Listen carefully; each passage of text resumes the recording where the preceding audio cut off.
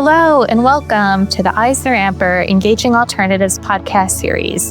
I'm your host, Elana Margulies-Snyderman, and with me today is Keri Findley, CEO and CIO of Tacora Capital Management, an investment manager specializing in asset-based lending opportunities in specialty finance and insurance. Today, Keri, a former partner at Third Point Capital, will share her outlook for providing bespoke, founder-friendly financing solutions to high-growth, tech-enabled companies, including the greatest opportunities and challenges. She will also discuss her experience being a woman in the industry. Before we dive into the conversation with Keri, don't forget to hit that like button and subscribe to EisnerAmper wherever you listen to your podcasts. And you can also find us on YouTube at EisnerAmper. Hi, Keri. Thank you so much for being with me today. Thank you for having me. Absolutely, Keri. So to kick off the conversation, tell us a little about yourself and how you got to where you are today. I'm Keri. I grew up in Los Angeles. I figure skated my formative years. I skated from the ages of 6 to 17 and learned a lot of really important lessons there about dedication, hard work, passion, and most importantly,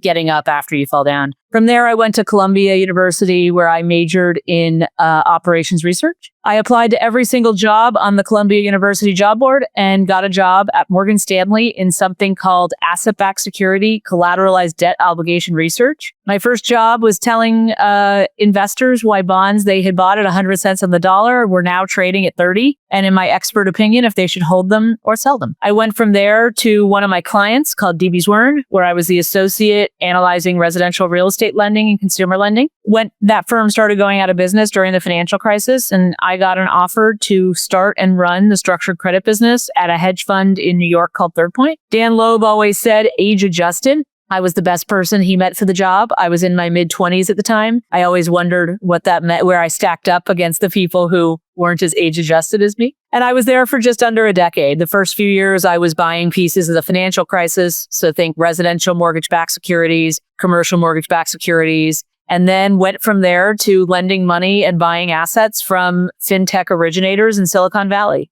I left Third Point about 8 years ago and tried to figure out how to bring that business of lending and buying assets to fintech originators to a standalone product. And after my garden leave and trying to figure out how to start this business and a couple of fits and starts, Peter Thiel offered to seed Tacora with a $250 million investment. And we launched the firm and we're off to the races in 2021. And here we are today. We just raised our second fund and have about $1 billion under management. And knock on wood, things are going pretty well over here.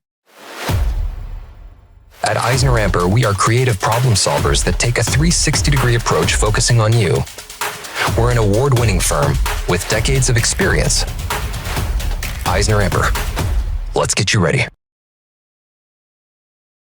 Loved hearing your journey, Keri, and congrats on all the success in the first few years of Tacora. So given the firm's focus on providing bespoke, founder-friendly financing solutions to high-growth, tech-enabled companies, I would love to hear your overall outlook for the space. So we lend money against 7 assets and really 7 assets only. It's portfolios of loans, leases, invoices, purchase orders, receivables, statutory capital, and equipment, and that's it. So we focus on a bespoke type of company that is either in the financial services or insurance business or looking to provide a financial services or insurance product to a customer it already believes is doing business with, and they believe they own that customer. You know, we are seeing many more businesses try and add on a second business. So they're already in software. The software has a customer base. Let's just say it's ranchers and farmers. And then they are like, okay, we have a really good relationship with our customer. We should offer them a factoring product or we should offer them insurance. And that's where Tacora comes in. And so we think that as companies continue to succeed in what they do, they will often look to add a second product. And we think that the future for that is quite bright. Keri, as a follow-up, the U.S. has dramatically outpaced other regions in both the formation and success of startups. Many point to our robust VC and financing opportunities for entrepreneurs. And I wanted to ask you, do you think that advantage is durable? And how do you see things evolving globally moving forward? I mean, I do think the advantage is durable. I think you look at the university system and how entrepreneurial people are, and you look at just different dynamics in Europe, in Eastern Europe, in Asia, and the dynamics that we have just don't exist. It's this group of people who want to take a lot of risk, this group of people who believe in themselves and are taught to believe in themselves. And not to brag on Europe, but when you go to Europe, you deal with August, the month off, the siestas, there just isn't the same culture and isn't the same excitement around entrepreneurial spirit. I'm not saying it couldn't change or there couldn't be a handful of people in Europe who create change for that entire continent. But right now, I just think the way Americans view work has a lot to do with the success of startups and the success of venture-backed businesses here. Great, Keri. And also I wanted to ask you, you really found an efficient niche market.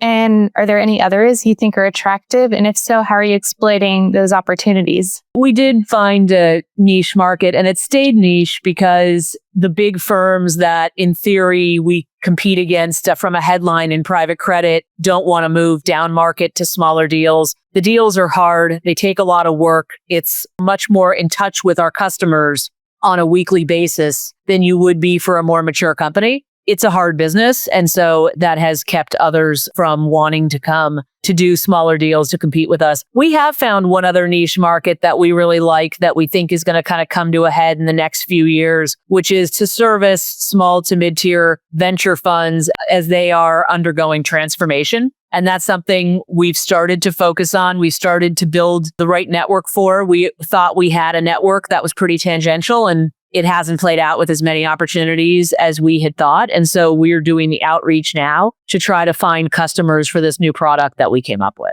Keri, on the other hand, what are some of the greatest challenges you face in your space and why? I mean, I think hiring in people is always the greatest challenge. I feel very fortunate at the moment that I have an amazing team. But finding people who share not just your values and your ideas, but also share your work ethic it's hard. And so when we hire people, it's a difficult process, and then we don't get it right all the time. We try really hard, but I joke, but an investor asked me about, turnover, as they all do. And my response was that a job is a puzzle piece. Are they the right piece to our puzzle? And sometimes you think they are and they're not. Sometimes you think they're not and they probably are. And so it's making a judgment call on that day of what you need and what they can provide and seeing if that fits the puzzle. And it doesn't always. And that's, I think, the toughest thing we deal with. We have plenty of deals. Fundraising is hard, but knock on wood, went relatively well. And then the third leg of that stool is the team.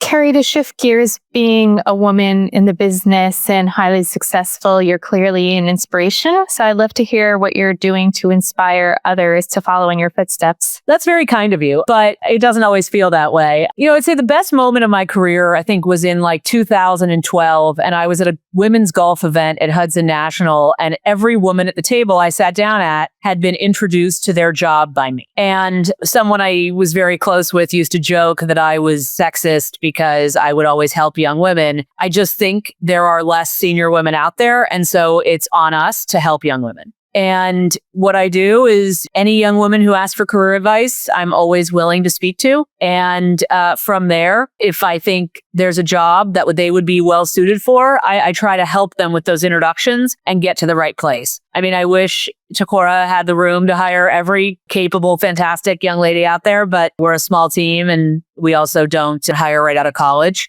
But there are a lot of great women out there and I want them to all find the right places for themselves. Sometimes that's easy, sometimes that's hard. But if I can be helpful, I try to be, and it's really a grassroots effort in the attempt to do that. Keri, we've covered a lot of ground today and wanted to see if there are any final thoughts you would like to share with us. I mean, private credit is a really exciting place right now. And I hope that more really great young people try to go into it. I think the best place to start is to start at a bank in leverage finance or structured credit or corporate credit or a group like that. But I hope we're able to kind of pick from the analyst classes and have really great talent in the years to come. Keri, I wanted to thank you so much for sharing your perspective with our listeners. Thank you. Thank you for having me. And thank you for listening to the EisnerAmper podcast series. Visit EisnerAmper.com for more information on this and a host of other topics. And join us for our next EisnerAmper podcast when we get down to business.